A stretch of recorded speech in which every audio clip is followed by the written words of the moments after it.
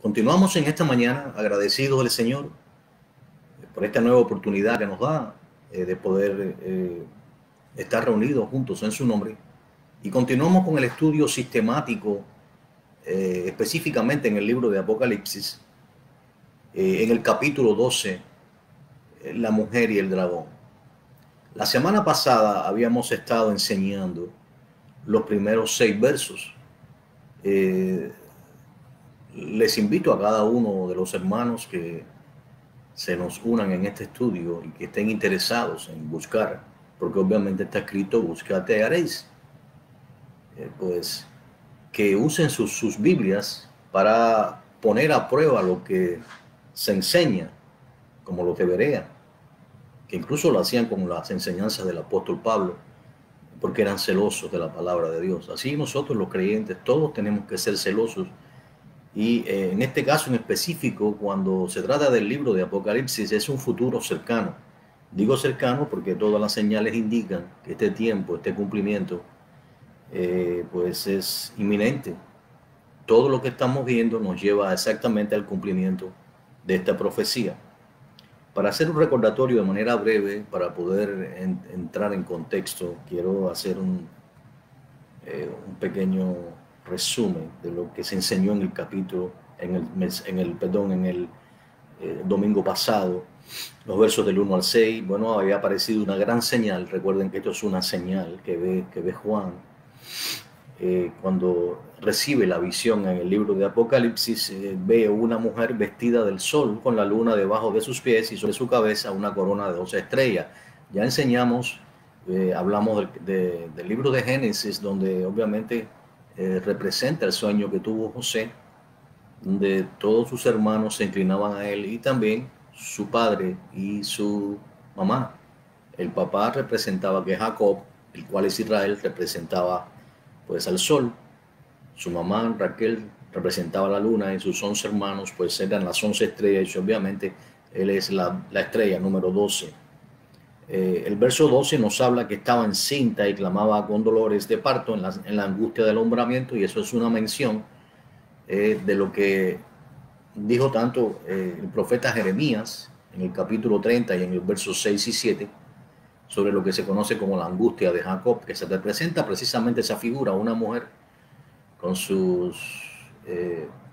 o un varón con sus manos puestas sobre los lomos, en señal de gran dolor y de gran aflicción, como en un momento que se puede describir como el alumbramiento.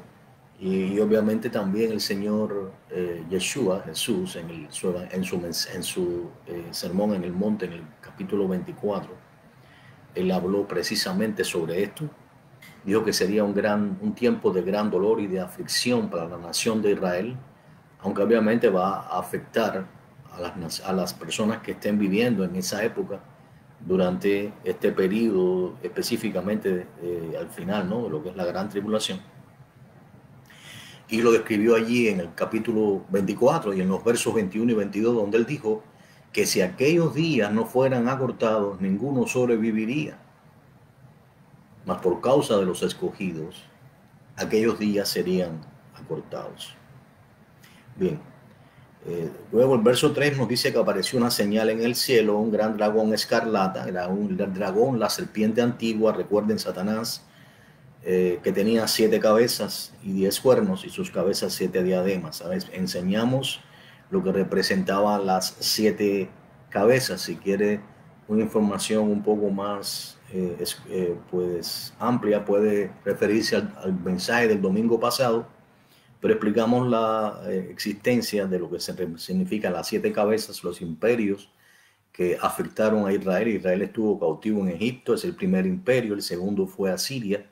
Asiria se llevó cautivo al reino del norte, a los israelitas, y trajo en su lugar a extranjeros como ellos hacían, y es por eso que la existencia de los samaritanos en Israel. El tercer imperio fue Babilonia. Ya sabemos cómo vino y destruyó Nabucodonosor el, el, el templo que había construido Salomón, y específicamente vino lo que era el reino del sur, que era Judá, y llevó cautivo a los israelitas, y allí estuvieron por 70 años cautivos en Babilonia, y luego entonces regresaron. Obviamente es el tercer imperio, pero a Babilonia lo sucedió el reino de Media y de Persia. Eh, y ya sabemos cómo Darío de Media entró por las puertas de Babilonia, que se abrieron de por sí, sin tirar una sola flecha, y estableció su reinado. Darío era una especie, perdón, Darío era una especie de regente del verdadero, llamaban rey de reyes, llamado Ciro, Ciro el Grande. Así que Media y Persia sería el cuarto imperio. El quinto imperio que sucedió a Media Persia fue pues el imperio griego macedonio. Digo macedonio porque su padre, el padre de Alejandro, era macedonio. Alejandro el Magno, Filipo, y pues obviamente es el quinto imperio, perdón, el cuarto imperio, el imperio griego macedonio, y pues aunque fue de corta duración en el sentido del reinado de Alejandro, que se le compara con el leopardo, porque el ataque del leopardo es muy rápido, y fue increíble todo el dominio que tuvo, llegó incluso a tener el control en, en Egipto, donde llegó a ser el faraón. Él construyó la ciudad de Alejandría. Y pues obviamente cuando Alejandro muere, su reino se partió entre sus generales y comenzó a disminuirse ese imperio hasta que apareció el próximo imperio, que es el imperio romano, representado por las piernas de hierro en la estatua, en el sueño que vio Nabucodonosor, en el capítulo 2 del libro de Daniel. Entonces, pues obviamente el imperio romano fue el que hizo sufrir más y que estableció una dura esclavitud a los israelitas, de tal manera que gemías, y fue en aquellos tiempos que vino el Mesías.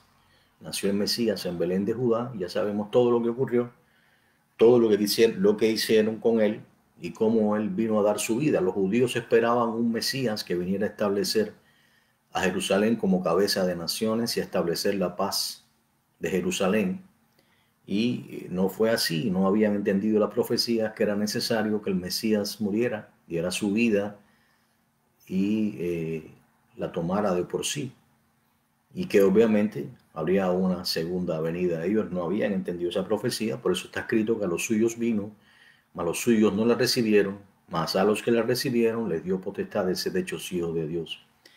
Eso nos lleva al sexto imperio. Hay una séptima cabeza que se menciona ahí en el verso 3, que es obviamente el imperio que está por venir, que se le describe en la estatua, en el sueño que tuvo Nabucodonosor y que Daniel reveló en el capítulo 2 del libro de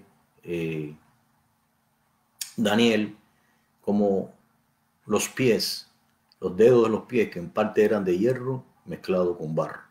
¿Por qué hierro mezclado con barro? Porque tenía en parte la fortaleza, o va a tener en parte la fortaleza del imperio romano, extremadamente cruel y malvada y poderosísima.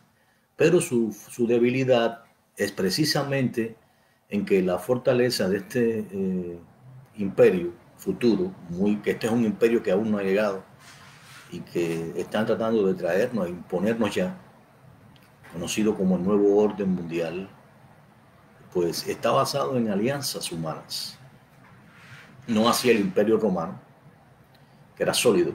Este imperio está basado en alianzas humanas y obviamente es lo que nos lleva precisamente a los 10 cuernos. ¿Qué son los 10 cuernos? 10 naciones que ahora al final de los tiempos probablemente va a cambiar la geopolítica mundial y se va a establecer 10 naciones fuertes que van a sustentar este nuevo orden mundial. Como ustedes ven, estas 10 naciones son las alianzas humanas que describe precisamente la visión que tuvo Nabucodonosor y que reveló el profeta Daniel. Estas alianzas humanas. Obviamente las diademas, las 7 diademas representan precisamente los las coronas de los reyes de cada imperio. Como decía, imperio egipcio, asirio, imperio babilonio, imperio de Media y de Persia, imperio de Grecia, imperio romano y por último el imperio futuro por venir, que es este imperio terrible basado en la tecnología, basado en señales engañosas, que va a engañar, que va, valga la redundancia, va a confundir a muchos y va a arrastrar a muchos pensando que sirven a Dios. En realidad es un engaño, es una manipulación y ya desde ahora lo estamos viendo. Lo estamos viendo cómo las personas son manipuladas por la media, por la información, y les llevan a tomar decisiones que normalmente en otro periodo no tomarían, como arriesgar su propia vida al recibir ciertas vacunas que ni siquiera están probadas, vacunas genéticas que nadie puede asegurar qué efectos pueden tener a mediano o a largo plazo, porque no hay un estudio anterior que pueda probar esto. Sin embargo, como ustedes ven, lo que no hubiera ocurrido jamás de no estar esta inyección de propaganda, de miedo, de terror, a través de los medios de difusión constante, este bombardeo constante de información, pues obviamente nadie hubiera puesto su brazo para recibir esta vacuna que normalmente requeriría un proceso de entre 5 y 7 años de estudio. Esto es solamente una pequeña muestra de lo que está ocurriendo y de lo que va a ocurrir. La Biblia dice que aún los parientes van a entregar a sus parientes pensando que rinden un servicio a Dios. Imagínense cuál va a ser la mentalidad de las personas. Y estamos viendo, cuando no entendían las personas lo que iba a ocurrir, ahora lo estamos viendo delante de nuestros ojos. Están sucediendo cosas inverosímiles, pero están pasando y van a ser cada vez más normales. Recuerden, a medida que se acepta una mentira como si fuera una verdad, lo que ocurre es que se continúan aceptando mentiras como si fueran verdad. Y entonces se llaman a la mentira verdad. Y es por eso hoy en día que a lo malo se llama bueno y a lo bueno se llama malo. Son los días que habló el Señor, días como los de Lot. No hay mejor tiempo en la historia que lo que estamos viendo ahora, días como los de Noé. Pero bien, continuando, dice en el verso 4, continuamos haciendo un recuento de lo que hablamos el domingo pasado.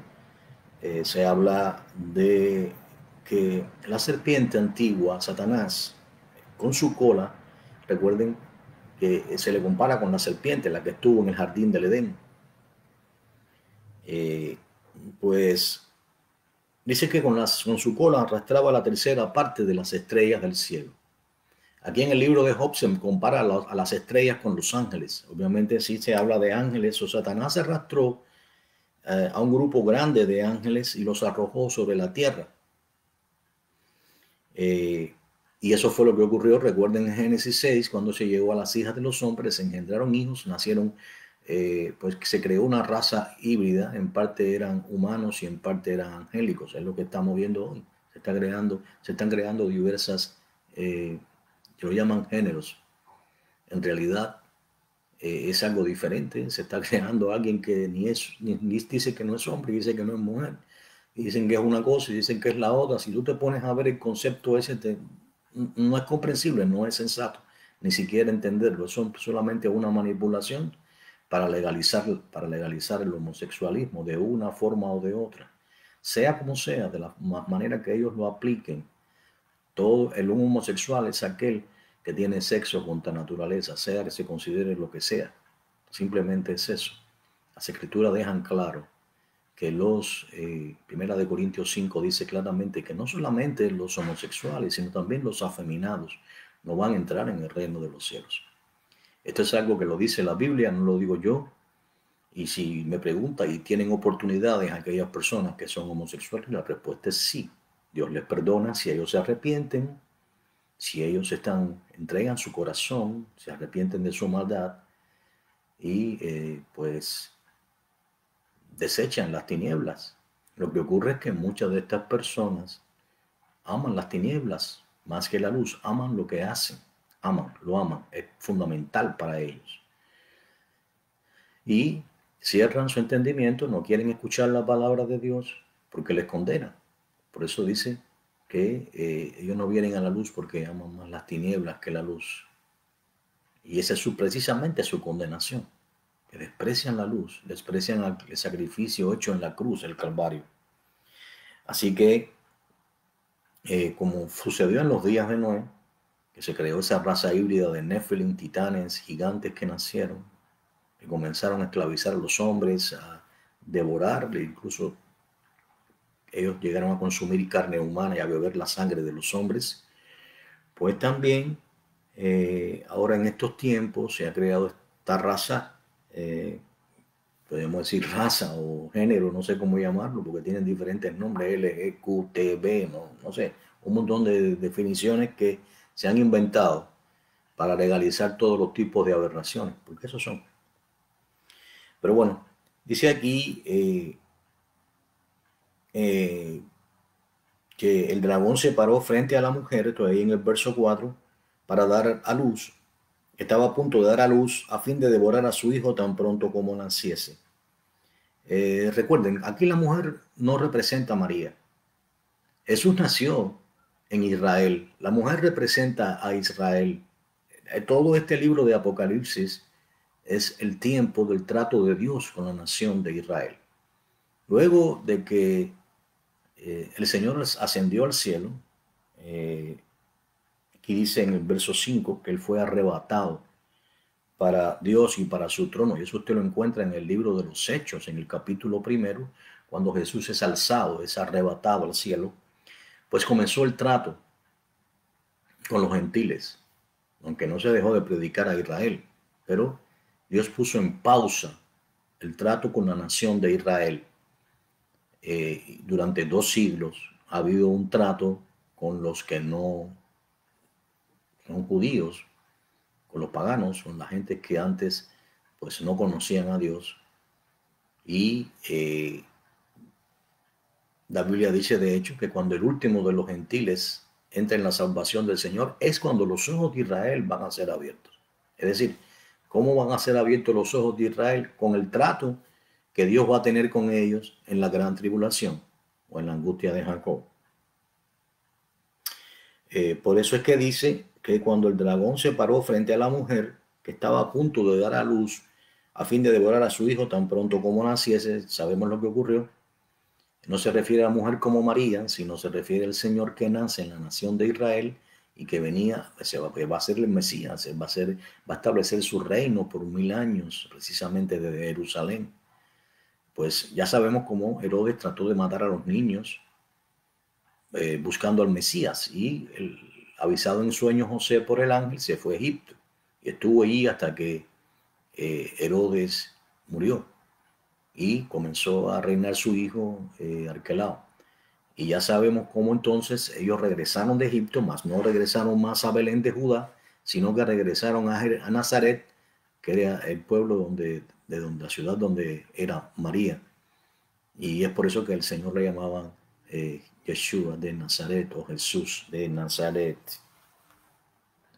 Así que ya hemos estudiado el verso 4 y dice el verso 5 que ella va a dar a luz un hijo varón, que aquí donde hay la confusión, algunos piensan que es María. María fue solamente un instrumento usado por Dios. Ella fue llena de gracia verdaderamente, mas sin embargo reconoció que necesitaba ser salvada, reconoció obviamente que ella necesitaba un salvador y que ella era muy baja, porque era una sierva, simplemente se declaró como sierva. Pero no solamente María fue llena, no solamente la gracia ha sido con María, Abraham se llenó, Abraham tuvo la gracia del Señor, hubieron siervos que tuvieron la gracia de Dios. Esta exaltación de María no tiene lugar. Aquí, si usted va al próximo cita, lo que está diciendo, perdón, antes de entrar ahí, el verso 5 es que el Mesías va a reinar Por eso dice, va a regir con vara de hierro a todas las naciones. ¿Cómo lo va a hacer? Desde Jerusalén. Zacarías 14 nos describe cómo él va a ser el rey de toda la tierra. Zacarías capítulo 14, verso 9. Si quiere tomar nota, así nos los enseña. Y a partir de ahí nos muestra cómo las naciones vienen a hacer ofrendas, a traer ofrendas al rey. Está todo descrito, el contexto claro del reino milenial. También se describe en Isaías, el capítulo 65, a partir del verso 19, Isaías capítulo 2. Hay muchas citas bíblicas que hablan de este momento tremendo, que es el reino milenial, donde el león va a comer paja como el buey, y el lobo y el cordero van a morar juntos. El niño va a jugar sobre la cueva de las pit y no le va a hacer ningún daño. 1000 años, Apocalipsis capítulo 24 lo dice claramente, y vivieron y reinaron con Cristo por 1000 años. Cristo significa Mesías, con el Mesías, por 1000 años. Así que no hay dudas de que va a haber un reino milenario donde el Señor va a levantar el tabernáculo caído de David y lo va a establecer por 1000 años como cabeza de naciones a Jerusalén, y de allí él va a hacer reinar. Nosotros, la iglesia que regresamos con él, compuesta por judíos que han creído, compuesta por los decapitados, los que van a morir en la gran tribulación, por aquellos que mueren durante la gran tribulación, y los que somos arrebatados antes de que tome lugar, porque tenemos que tener en cuenta que ese es un tiempo de gran ira, la gran ira del Cordero. Apocalipsis capítulo 6, 15, 17 dice que no hay un tiempo como este, que los hombres se van a esconder en los búnkers, se van a esconder y que algunos van a buscar la muerte, pero la muerte va a huir de ellos. Esto no se trata de que no estamos dispuestos a ser como los mártires de la iglesia primitiva, que dieron su vida en los coliseos romanos, siendo devorados por leones, muertos por gladiadores.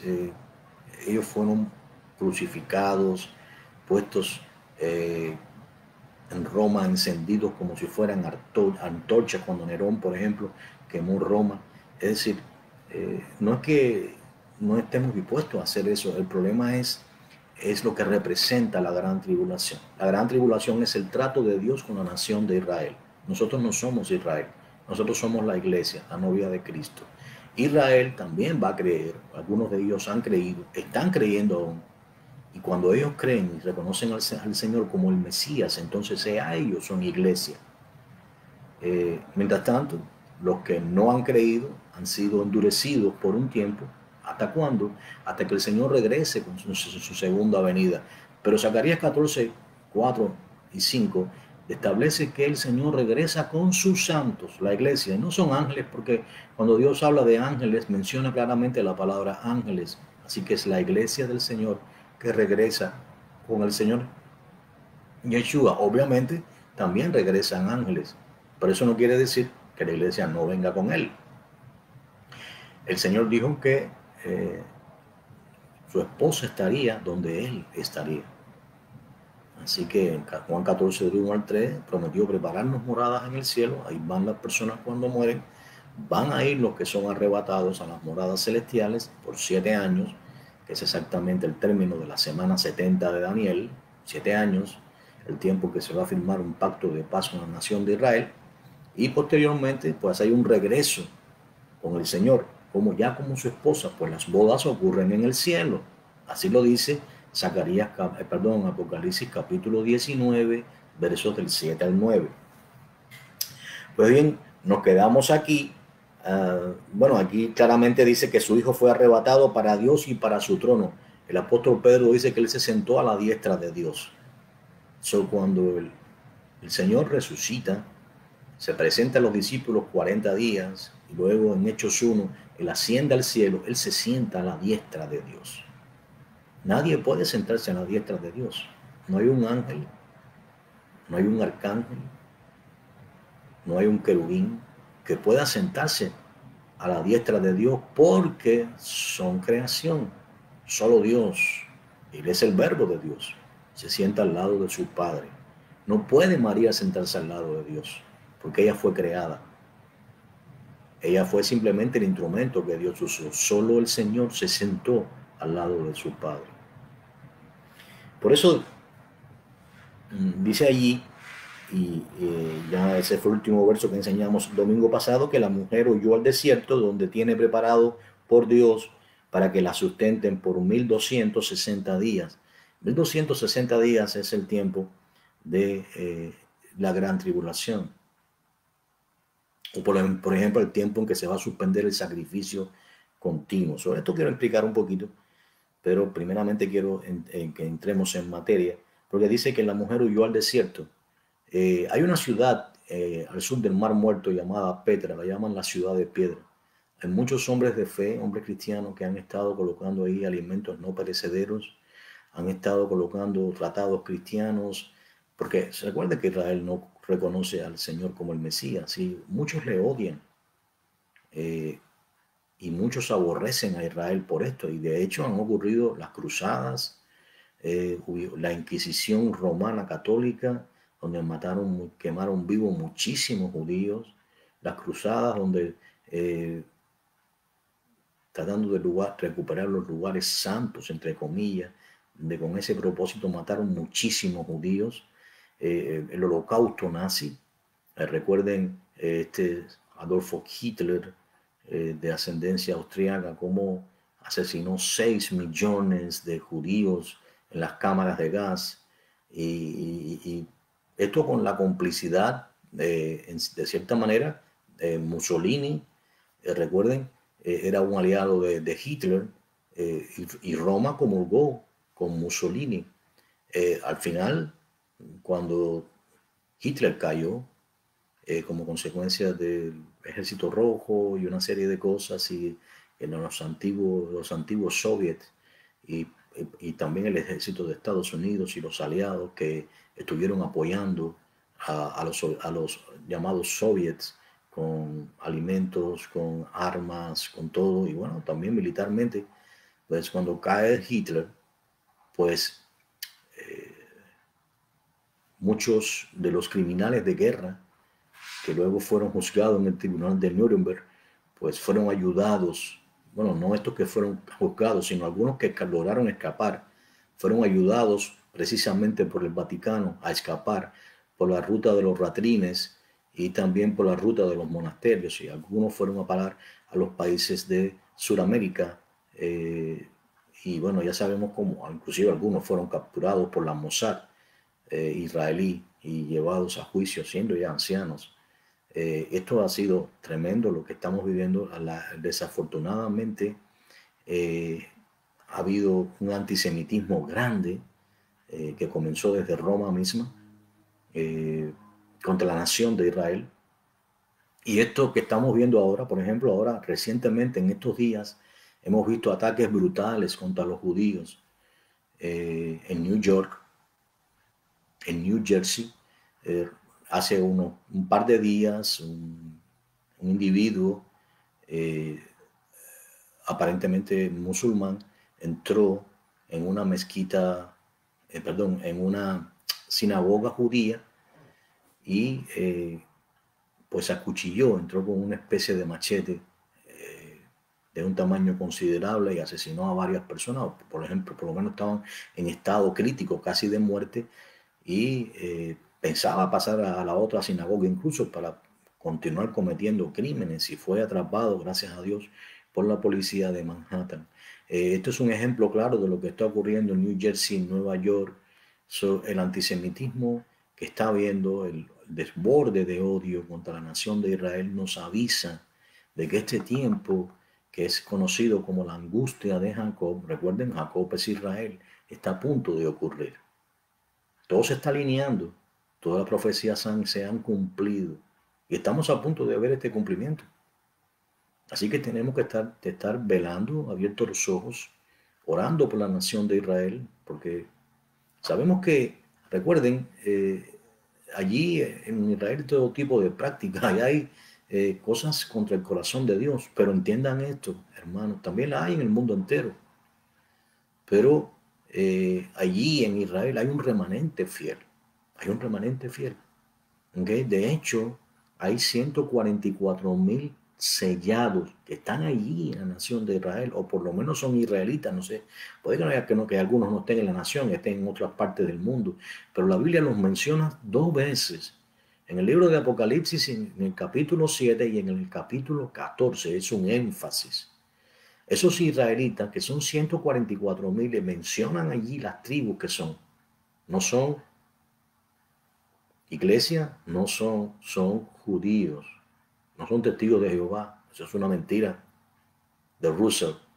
Son simplemente judíos, literalmente judíos. Son vírgenes, ellos no se han casado, tienen el don de la continencia, tienen el don dado por Dios y ellos van a testificar precisamente durante los días de la gran tribulación. Por eso dice ahí en el verso 6 que la mujer huyó al desierto, donde tiene un lugar preparado por Dios, probablemente allí donde les decimos que es la ciudad antigua de Saúl, donde estuvo Petra, la ciudad de piedra, para que la sustenten por 1260 días. Ahora, aparentemente hay una contradicción aquí con el libro de Daniel, porque aquí se habla de 1260 días. Sin embargo, en el libro de Daniel no hay contradicción, vamos a explicarlo. En el libro de Daniel dice, si usted lee ahí en el verso 11, Daniel capítulo 12, me gustaría que me acompañara, verso 11, dice así, y desde el tiempo en que sea quitado el continuo sacrificio, hasta la abominación desoladora habrá 1290 días. Si lee aquí en Apocalipsis 12:6, dice que son 1260 días, o hay 30 días que no están coincidiendo. ¿Por qué? Bueno, mire, recuerda, aquí estamos hablando del tiempo en que hablamos de la semana 70 de Daniel. Esto no es otra cosa que la semana 70 de Daniel, que se describe en el capítulo 9 y en el verso 27. ¿Right? Ahora, una semana aquí en el contexto bíblico representa en realidad 7 años, que es lo mismo 84 meses. Bien, 1260 días es exactamente la mitad de la semana. Por eso van a haber 42 meses. Este anticristo nace o viene de la diplomacia, lo que se describe en Apocalipsis 6, teniendo un arco sin flechas y recibe una corona, es decir, es un suplantador, viene imitando al Rey de Reyes, que también viene montando un caballo blanco, pero él sí tiene corona. Este no tiene corona, este le está dando una corona y tiene un arco. El Rey de Reyes, que viene en Apocalipsis 19, tiene una espada aguda que sale de su boca. Este no tiene un arco y sin flecha, que significa la diplomacia. Así que este anticristo al inicio es quien va a establecer el pacto de paz que describe Daniel 9:27. Vemos a Israel rodeado, atacado por Hamás, en peligro con Hezbollah, con Irán, y hay un asedio completo contra la nación de Israel. Con la administración que tenemos actualmente en Estados Unidos, una administración débil, de tendencias izquierdistas, pues obviamente no hay el apoyo que hubo en la administración anterior, y por eso es que los enemigos de Dios, de Yahweh y de Israel se han envalentonado, y esto es un peligro tremendo lo que estamos viviendo. Y por eso dice que al final de los primeros 42 meses, cuando se establece el pacto de paz, porque va a ser tremendo lo que va a ocurrir contra la nación de Israel, se le va a presionar a firmar este acuerdo de paz, pues al cabo de los 42 meses, cuando digan paz y seguridad, y ya lo dicen, ya, si usted va a Naciones Unidas y dice de paz y seguridad, es lo que están buscando, cuando lleguen al cumplimiento de eso, entonces precisamente el mundo va a creer que se ha logrado la paz. Va a ser precisamente durante este tiempo que se va a construir el tercer templo. Porque aquí en el capítulo 11 se habla del tercer templo, ahí están el templo, toda su descripción. Y también están los 2 testigos, Moisés y Elías, profetizando precisamente por ese término, por 1260 días. Entonces, ¿por qué Daniel habla de 1290 días? Mire, recuerden, dice ahí en el verso 11, y desde el tiempo que se ha quitado el continuo sacrificio, a la mitad de la semana, luego de los primeros 42 meses, hasta la abominación desoladora, habrá 1290 días. ¿Por qué 30 días más? Recuerden, no quiere decir Cuando se construye el templo, ya los judíos no van a entender que les impidan continuar haciendo el sacrificio continuo. ¿Qué es el sacrificio continuo? El sacrificio de animales, que hasta hoy no ocurre, porque no hay un templo. Pero ellos siguen creyendo que tienen que hacer sacrificios por sus pecados y ofrendas a Dios. Nosotros creemos que ya el sacrificio fue hecho, no puede pensar de la manera que usted piensa. Por tanto, ellos sí consideran que tienen que hacer sacrificios y hasta hoy ellos no lo hacen. Hay una situación tremenda ahí donde estuvo el templo de Jerusalén, está compartido, está bajo dominio de los musulmanes. Ahí está la mezquita dorada o el domo de la roca, y toda la batalla que hay es por eso. Y el templo va a ser reconstruido. ¿Cómo? No lo sabemos, pero sí sabemos que ya tienen listas todas las vestiduras de los levitas, tienen listos todos los instrumentos, todos los utensilios del templo, y hasta la vaquilla roja o bermeja que había desaparecido de Israel luego de su dispersión volvió a nacer. Es una especie, es una becerra rara, rojiza, bermeja, es una especie de mutación. Pues volvió a nacer y ha estado naciendo, y tienen allí los levitas la suficiente para que el sumo sacerdote que va a entrar en el tercer templo se pueda purificar con sus cenizas, y es la única manera de entrar una sola vez al año al lugar santísimo. Entonces, ¿qué significan estos 30 días? Lo que significa es que cuando terminen los 1260 días, que ya se ha prohibido la abominación desoladora, que ha empezado la persecución de Israel, porque ellos no van a aceptar que esto ocurra, entonces, por 30 días, luego que terminen los 1260, el anticristo se va a sentar en el templo de Dios y va a decir que es Dios. Por eso, por ese mes completo, y mucho más, porque dice después el profeta Daniel en el verso 12, bienaventurado el que espere y llegue a 1335 días. Es decir, luego de los 1260 días, entonces se va a establecer, se va a sentar el anticristo en el templo y va a decir que él es Dios. Y esa es la persecución más brutal. Por eso dice, bienaventurado el que espere y llegue a 1335 días. El regreso del Señor viene en conexión con esto. Luego de los 1335 días ya va a estar el templo otra vez purificado, el Señor va a haber regresado, va a haber puesto fin a la gran tribulación, a esa terrible mortandad. Israel va a haber sido prácticamente tomada. Zacarías 14 describe la mitad de la ciudad tomada, las mujeres violadas. Describe que de no ser por el que el Señor regresa, pues todos morirían. Y pues esto es lo que describe Daniel. Así que ya entendemos exactamente que precisamente en esos 30 días va a ser el tiempo más cruento de persecución. Por eso el Señor dijo, si aquellos días no fueran acortados, ninguno sobreviviría. Y hay 35 días más en los cuales probablemente se va a establecer lo que es el templo, se va a preparar para que el Señor venga a su templo, para que sea adorado allí físicamente como el Rey de Reyes y Señor de Señores, para que se establezca el reino. Ese va a ser el tiempo que se va a usar para el juicio de las naciones, que se describe ahí en Mateo 25, 31, la parábola del siervo fiel. Todo esto habla del juicio que va a tener lugar al final de la gran tribulación, donde la iglesia va a estar junto con el Señor Yeshua, pues participando de esos juicios. Ya la iglesia con cuerpos glorificados, quiero apuntar esto, ya los decapitados con cuerpos glorificados, ya los que han muerto durante la gran tribulación que se ven allí en Apocalipsis capítulo 7, y que pregunta el apóstol Juan, ¿quiénes son estos que tienen vestiduras blancas? Y él responde, esos son los que han salido de la gran tribulación. De la gran tribulación se sale de una sola manera, muriendo, dando su vida, poniendo su cuello para ser decapitado. Y están allí en el cielo adorando a Dios. Algunos han muerto de una forma, otros de otra, no todos van a morir decapitados, pero sí están allí en el cielo. Estos también son iglesia y van a regresar con nosotros, con los que seamos arrebatados, y si es que somos, si es que no nos toca comparecer ante el Señor. Si nos toca comparecer, no tenemos nada que temer. Nosotros vamos a comparecer solamente ante el tribunal de Cristo, ante el Bena. Pero recuerden esto, al comparecer delante del tribunal de Cristo no es para recibir pérdidas. Nosotros no vamos a recibir pérdidas, sino coronas y galardones, los que somos de Él.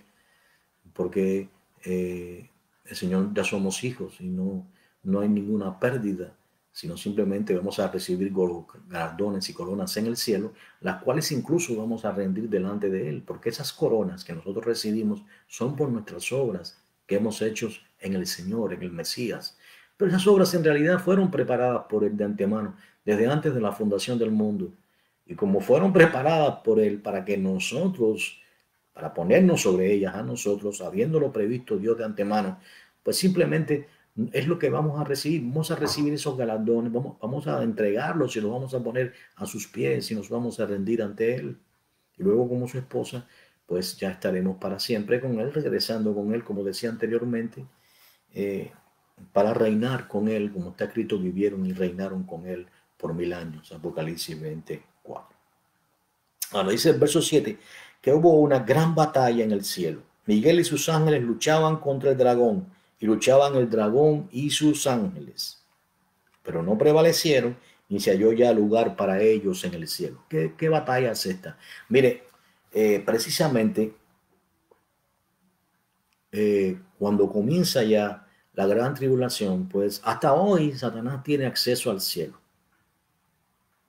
A Job, capítulo 1, verso 6, y Job, capítulo 2, verso 1, muestra a Satanás acusando a Job delante de Dios. Aquí, en el verso 10, precisamente del libro de Apocalipsis, dice que Satanás es quien nos acusa delante de Dios de día y de noche. Significa que nos acusa constantemente delante de Dios. Es el acusador. Es exactamente el mentiroso, el acusador, el manipulador. Él va a ser expulsado del cielo. Algunas personas piensan que la batalla con el arcángel, recuerde, probablemente el arcángel Miguel tenía un rango tiene un rango muy alto, es jefe del ejército o el jefe del ejército de las huestes, un ángel guerrero. Hay ángeles que son solamente mensajeros, pero hay ángeles que son guerreros. El arcángel Miguel es un ángel de guerra y es el encargado de guiar las huestes celestiales en esta batalla contra Satanás. Algunas personas creen que la batalla va a ser solamente espiritual. Bueno, sí, es espiritual porque son espíritus, pero déjenme decirle algo, va a haber una batalla verdadera, verdadera entre ángeles. Usted no se imagina la batalla que va a haber en el cielo, mientras está ocurriendo todas estas cosas en la tierra. Así que cuando ya esté a mitad de la semana, va a ocurrir esta gran batalla. Batalla, imagínense cómo va a ocurrir. La descripción imagínense, de Satanás, si usted ve cómo se describe entre las ruedas, su vestidura, el sonido que hacían cuando se movía, todas esas piedras preciosas chocando entre sí producían música. Imagínense esa batalla con sus huestes, con los ángeles caídos que arrastró. Bueno, hay un grupo que está atado debajo de la tierra, pero hay otro grupo que está libre. Y esa batalla grande con esos ángeles de tú a tú va a ser tremenda en el cielo. Y entonces concluye allí el verso 9 con la victoria obviamente del arcángel Miguel y sus huestes contra Satanás y sus ángeles caídos, que no son demonios, se acuerden, son ángeles caídos. Dice en verso 9, y fue lanzado fuera el dragón, ¿de dónde? Del cielo, la serpiente antigua que se llama Diablo y Satanás, el cual engaña al mundo entero, y fue arrojado a la tierra, y sus ángeles fueron arrojados con él. Ya se le niega el acceso total a Satanás y a sus ángeles al cielo. Por eso es que hay una gran voz de regocijo que decía, ahora ha venido la salvación, el poder, el verso 10, y el reino de nuestro Dios y la autoridad de su Cristo, porque ha sido lanzado fuera el acusador de nuestros hermanos, el que los acusaba delante de nuestro Dios día y noche. Es decir, cesó, ya no tiene más acceso. Ahora Satanás viene con una tremenda furia, porque sabe que solo le queda muy poco tiempo. Dice, y ellos le han vencido por medio de la sangre, obviamente la iglesia, No está hablando de los ángeles, de la sangre del cordero y de las palabras del testimonio de ellos, y menospreciaron sus vidas hasta la muerte. Ahora dice el verso 12, por lo cual alegraos cielos y los que moráis en ellos. Ay de los moradores de la tierra y del mar, porque el diablo ha descendido a vosotros con gran ira, sabiendo que tiene poco tiempo. Imagínense. Imagínense lo que va a ser la gran tribulación. Esos últimos 42 meses. Y cuando vio al dragón que había sido arrojado a la tierra, persiguió a la mujer que había dado a luz al hijo varón. Y se le dieron a la mujer las dos alas de la gran águila para que volase de delante de la serpiente al desierto. ¿Ven cómo no puede ser María? ¿Qué tiene que hacer María con el desierto aquí? Escapando. Aquí no hay sentido. Habla de Israel. ¿Ven? Dice, ay de los moradores de la tierra, porque el diablo se ha llenado de ira, sabiendo que ya le queda poco tiempo. Entonces, se le dieron las dos alas de la mujer del águila. Recuerden como el Señor le dice a los israelitas, yo os saqué de Egipto sobre alas de águila. Es la misma mención. Aquí a quien hablas es a Israel. Es lo mismo que dice allí en Éxodo, yo os saqué de Egipto sobre alas de águila. Aquí lo vuelvo a decir. Se le dieron a la mujer las dos alas de la gran águila. Es una mención, es un trato de Dios con Israel. Es una manera de hablarle Dios a Israel para que volase de delante de la serpiente. ¿Qué serpiente? La serpiente antigua que se ha llenado de gran ira, sabiendo que le queda poco tiempo. Está ya acorralada, sabe que ya no tiene acceso al cielo. Ya no puede acusar a los hijos de Dios. Dice que entonces para que volase de delante de la serpiente al desierto, y hablamos de este lugar, Petra, probablemente esta ciudad de piedra, donde es sustentada por un tiempo y tiempos y la mitad de un tiempo. Obviamente, un tiempo, tiempos que son dos, y la mitad de un tiempo representa 3 años y medio, o que es lo mismo, 42 meses. ¿Ven? Dice, y la serpiente arrojó de su boca tras la mujer agua como un río, para que fuese arrastrada por el río. Va a ser terrible, van a haber acusaciones, van a haber persecución de todo tipo contra los hijos de Israel. Van a ser entregados, van a ser acorralados, van a ser despreciados, van a desear morir. Dice, pero la tierra ayudó a la mujer, pues la tierra abrió su boca y tragó al río que el dragón había echado de su boca. Imagínense las grandes persecuciones, todo lo que este malvado va a idear, cómo va a usar la ciencia a su favor para perseguir, para localizar a los que se han negado a servirle, a los que se han negado a reconocerle como quien él se quiere mostrar, como si fuera Dios mismo. Y concluimos con el verso 17, ya es el tiempo de terminar, donde dice, entonces el dragón se llenó de ira contra la mujer. Recuerden, se llenó de ira porque Dios está protegiendo a la mujer. Hay ángeles del Señor. El arcángel Miguel está conectado directamente con la nación de Israel. Apocalipsis 2, Daniel 12 habla precisamente del ángel de Daniel, y lo presentan como un protector de la nación de Israel. Toda la visión que se le da Miguel, el príncipe que está de parte de los hijos de Israel. Ahí claramente hay una conexión entre el arcángel Miguel específicamente con la nación de Israel. La nación de Israel es la nación más odiada del mundo, porque fue precisamente la nación que escogió Dios. No es por otra cosa. Y como fue la nación que escogió Dios, Yahweh del Señor, pues es la nación más odiada del mundo. Es por eso que el dragón se llenó de ira contra la mujer, que es Israel, y se fue a hacer guerra contra el resto de la descendencia de ella. ¿Quiénes son el resto de la descendencia de ella? Porque ahora los israelitas están siendo perseguidos. Ya no estamos hablando de los israelitas. ¿Quiénes son las descendencias? Mire, recuerde, en medio de la gran tribulación, primeramente, cuando el arrebatamiento de la iglesia ocurre, y seamos trasladados a las moradas celestiales, va a haber un grupo de creyentes que se va a quedar. No todos van a ser trasladados al cielo. Right? También, durante la gran tribulación, muchos se van a convertir y van a ser perseguidos. Estos que han creído en medio de la gran tribulación, que no son judíos, así como los que se quedaron cuando ocurrió el arrebatamiento de la iglesia, que es la bendita esperanza del Señor, que tristemente algunos quieren cortar, quieren dejar a la iglesia sin esperanza. La Biblia dice, Dios no nos ha puesto para ira, sino para alcanzar salvación por medio de nuestro Señor Yeshua, el Mesías, Jesús, el Cristo. Pues obviamente el propósito es desalentar a la iglesia. Apocalipsis capítulo 3 dice, por cuanto has guardado la palabra de mi paciencia, yo, dice el Señor, no, yo no soy el Señor, Dios me libre, dice el Señor, yo también te guardaré, le habla a la iglesia de Filadelfia, la iglesia fiel, ¿de qué te guardaré? De la hora de la prueba. ¿Qué hora? Hora representa el tiempo.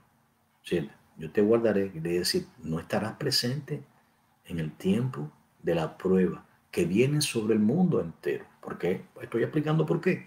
Porque aunque la gran tribulación es el trato de Dios con la nación de Israel, pero la descendencia de los israelitas son los que han creído. Los que han creído, que se refiere aquí, acuérdate que todo esto comienza con Israel, pero el evangelio es difundido y muchas personas han creído, son cristianas, son parte, están a favor de la nación de Israel. Por eso ninguno que aborrece a Israel es un cristiano, son antisemitas. Detrás de todo esto hay antisemitismo y hay todo tipo de justificaciones. Por eso no podemos permitir que nadie odie a Israel de la manera que lo están haciendo, porque estos son los planes homicidas de Satanás.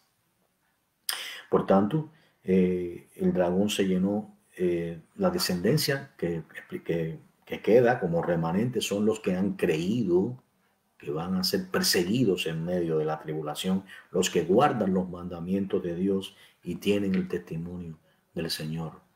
Así que de esta manera, pues queda claro todo el capítulo 12 del libro de Apocalipsis. Si usted tiene dudas, puede dejarnos los comentarios y con mucho gusto le estaremos respondiendo. Pero es muy interesante examinar todo lo que está pasando precisamente porque vemos las señales.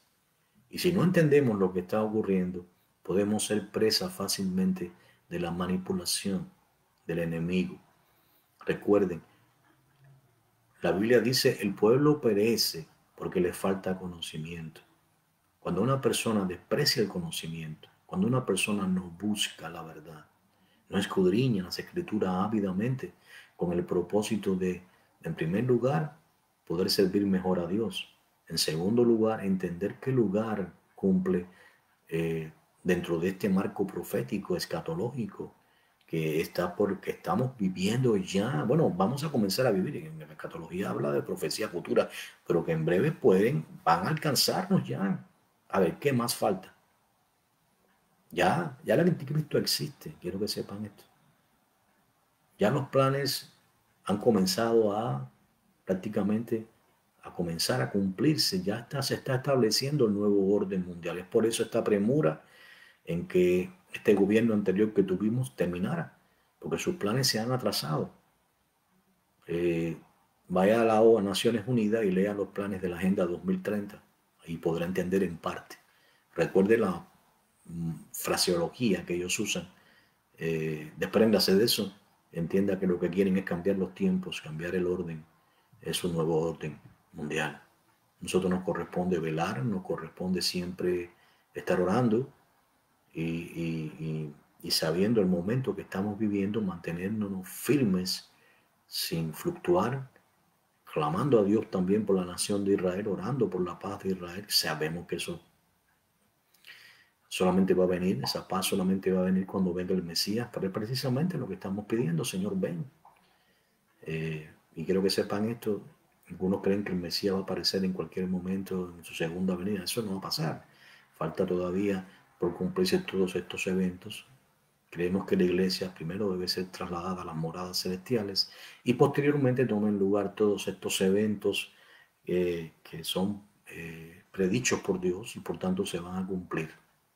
Así que oremos al Señor y confiemos en Él, sabiendo que Dios tiene cuidado de nosotros, que Dios tiene un plan para cada uno de nosotros y podemos estar seguros, guardados debajo de sus alas y que no debemos temer porque Él es un Padre amoroso que nos cuida y también tiene un plan para los israelitas y Dios siempre está bajo control. Nosotros nos toca solamente confiar y darle gracias a Dios por todo. Así que oramos, Señor, te damos gracias por este tiempo en que nos has permitido, Dios, estar juntos examinando tu palabra, Señor. Nos has permitido, Señor, examinar las Escrituras en su contexto para entender los tiempos que vivimos. Nos has dado esta revelación, Padre eterno, por gracia, porque por gracia recibimos todo de ti. Por eso lo hacemos por gracia, para que el pueblo esté apercibido y el pueblo entienda, Señor, que los tiempos que vivimos son maravillosos y que maravillosos para nosotros que entendemos que venimos al cumplimiento de exactamente lo que hemos pedido, que es tu regreso, que es estar junto a ti para siempre, que es que este mundo y este orden, este mundo gobernado por hombres que han mostrado su incapacidad, todos los gobiernos han mostrado su incapacidad de poder gobernar el mundo, y estamos pidiendo tu gobierno mundial, que tú seas el rey de toda la tierra, tú solamente eres justo, tú vas a establecer un orden perfecto, no el orden que estos malvados quieren establecer, Señor, sino tu orden, un orden justo.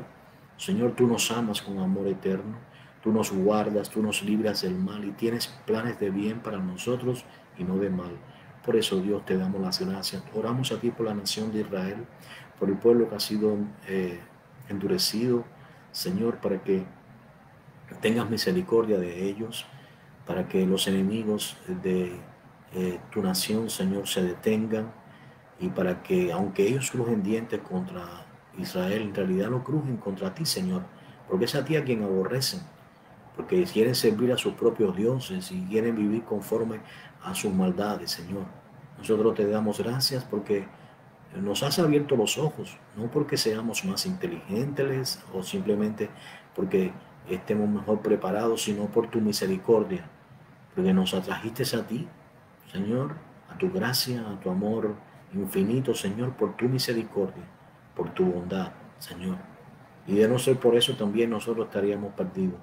Por eso oramos por cada alma, Señor, para que venga a ti, para que se arrepienta, para que venga de las tinieblas a tu luz admirable y para que tú, Señor, les cambies el corazón y les des un corazón nuevo y renovado. Padre eterno, ayúdanos a estar siempre vigilantes, a estar siempre atentos, Señor, puestos los ojos en ti, Señor, sin fluctuar, caminando firmes y que tengamos siempre el valor y que no nos inunde nunca el miedo, sino la confianza en ti, porque el verdadero amor, la confianza verdadera en ti, echa fuera el temor. Por eso, Padre, te damos gracias, pero ya estamos seguros que tú nos guardas bajo tus alas y debajo de esas alas estamos seguros. Tú nos llevas de la mano y nos dices, no temas, yo te ayudo. Así que caminamos confiados en ti como la ovejita se confía en su pastor. Tú eres nuestro pastor, el buen pastor. Y tu vida, Señor, has dado por nosotros. Así que te agradecemos, Dios, en el nombre de tu Hijo amado Yeshua, oramos el Señor Jesús. Amén y amén. Dios le bendiga y la paz del Señor sea con cada uno. Gracias por acompañarnos en esta mañana. Amén.